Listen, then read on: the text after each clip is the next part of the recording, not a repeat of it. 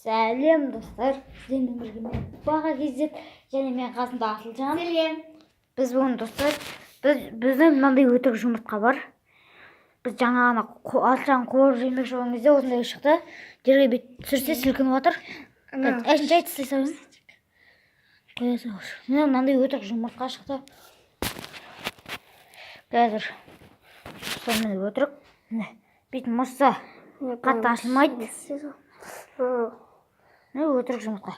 Қытайлардың жасып шығарған ана ютубтағы. Дезинкар жұмыртқадан. Міне осындай достар жұмыртқа шықты бізден. Мінекей. Егер басқанда осылай немесе жерге істегенде қайтадан көтерілсе, онда бұл өтірік жұмыртқа болғаны. Және достар, осымен біздің видеомыз аяқталды. Ұнаса лайк және каналға тіркеліңіз. салыңыздар.